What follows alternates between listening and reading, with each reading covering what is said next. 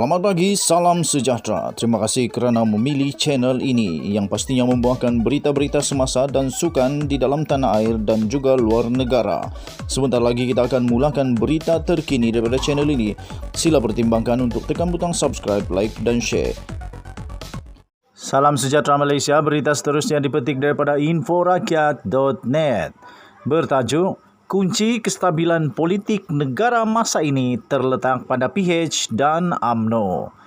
Secara peribadi, saya berpandangan kunci kestabilan politik dalam negara ini adalah terletak kepada dua koalisi politik terbesar hari ini, iaitu PH dan UMNO. Saya sebutkan UMNO dan bukannya BN kerana hakikatnya BN hari ini hanya bergantung hayat politik kepada UMNO semata-mata. PH memiliki 91 ahli di parlimen dan rata-rata sokongan yang diterima PH berdasarkan keputusan pilihan raya umum lalu adalah berasaskan pengundi-pengundi di kerusi campuran dan bukan Melayu selain pengundi urban. Manakala UMNO dengan jumlah ahli parlimen seramai 39 orang jelas masih menguasai pengundi teras mereka iaitu Melayu dan majoriti luar bandar. Justru, dua koalisi politik ini mempunyai asas yang kukuh mewakili komposisi majoriti rakyat Malaysia hampir keseluruhannya. Tinggal lagi koalisi politik mewakili Sabah dan Sarawak untuk melengkapkan kunci kestabilan politik yang saya maksudkan. Ya, isu terbesar yang dihadapi negara ketika ini adalah krisis politik. Krisis politik inilah menjadi hambatan paling utama dalam keadaan negara didepani dua krisis lain iaitu ekonomi dan kesihatan. Sejak PRU 14, parti-parti politik yang mewarnai landscape politik negara ini berada pada kedudukan amat rapuh, baik di pihak PH, BN maupun terkini PN. Ditambah buruk dengan gelagat politikus yang diragui kesetiaan mereka dan mudah melompat ke sana sini. Saya percaya andai ditakdirkan berlaku pilihan raya sekalipun pada saat ini, keputusannya tidak akan banyak berubah. Bahkan kemungkinan besar keputusan pengundian nanti akan kekal sama seperti hari ini. Justru akan berlaku pembaziran sumber dan dana yang amat tinggi jika dibenarkan pilihan raya berlaku pada ketika ini. Apatah lagi risiko lebih buruk berlakunya peningkatan kes jangkitan akibat COVID-19 sekiranya PRU dilaksanakan sebagaimana terbukti semasa PRN Sabah tempoh hari. Sebaik-baiknya elakkanlah. Oleh itu, pada hemat saya, krisis politik yang sedang berlaku dan kesannya begitu besar dirasai oleh hampir seluruh rakyat negara ini hanya boleh dihentikan dengan langkah yang bertanggungjawab oleh parti-parti politik itu sendiri dan lebih khusus parti atau koalisi politik yang mewakili komposisi majoriti rakyat Malaysia hari ini. Dalam hal ini, saya letakkan dua entiti sebagai teras utamanya iaitu PH dan UMNO. Justru PH dan UMNO amat wajar memulakan langkah ke arah menstabilkan suhu politik negara sekaligus menamatkan krisis politik sebelum mengorak langkah selanjutnya untuk menangani krisis ekonomi dan kesihatan. Saya fikir telah tiba masanya untuk PH dan UMNO meletakkan kepentingan negara dan rakyat lebih jauh mengatasi kepentingan-kepentingan lain termasuklah strategi politik masing-masing. Sudah-sudahlah dengan retorik ketuhanan Melayu atau agamanya kerana hakikatnya hari ini semua rakyat tanpa mengenal warna kulit maupun agama amat-amat sengsara. Kehilangan kerja dan nyawa bagaikan lumrah berita yang kita dengar setiap hari.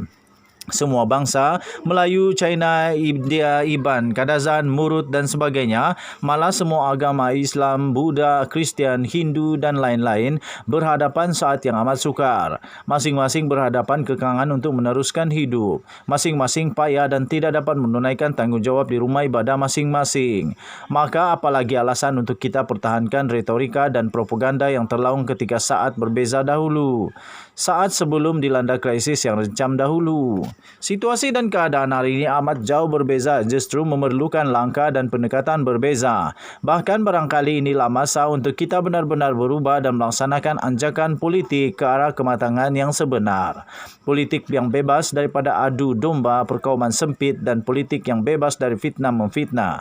Sementara UMNO dan PH itu sendiri berdiri di atas teras terbesar perwakilan majoriti masing-masing. UMNO dan PH punya pengundi teras masing-masing dan masing-masing juga terbukti mempunyai tahap sokongan yang hampir setara.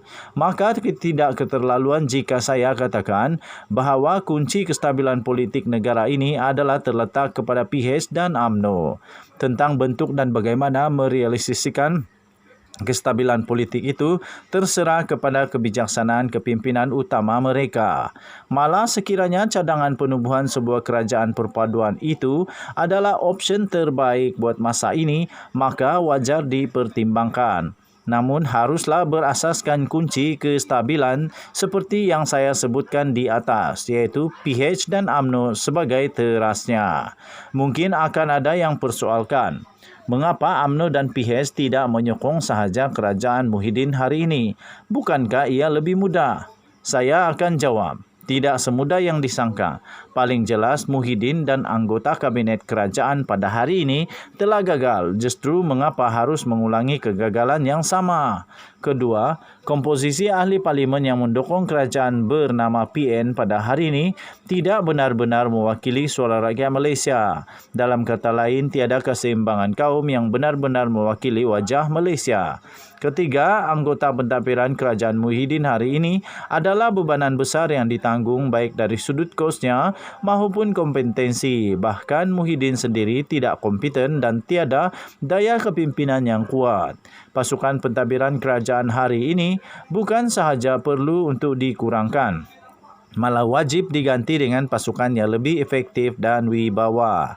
Bahkan andai ditakdirkan berlaku pembentukan kerajaan perpaduan yang ditunjangi oleh PH dan UMNO sekalipun, pasukan kabinet kerajaan itu tetap perlu diambil dari kalangan pakar yang benar-benar teruji dan tidak semestinya dari kalangan ahli parlimen sendiri. Apa yang penting adalah efektif leadership untuk mengurus krisis ekonomi dan kesihatan pada ketika ini. Kita perlu segera keluar daripada krisis. Kita sudah tidak mampu lagi menanggung bebanan silam yang menjadi hambatan untuk negara ini kembali disegani dunia dan antarabangsa. Mungkin inilah hikmah besar di sebalik ditakdirkan berlaku 3 krisis serentak dalam masa sama di negara kita. Mengapa tidak kita jadikan titik ini untuk memulakan sesuatu yang baru ke arah Malaysia yang benar-benar baru? Apapun, ini hanyalah pandangan pribadi saya dan tidak mewakili parti.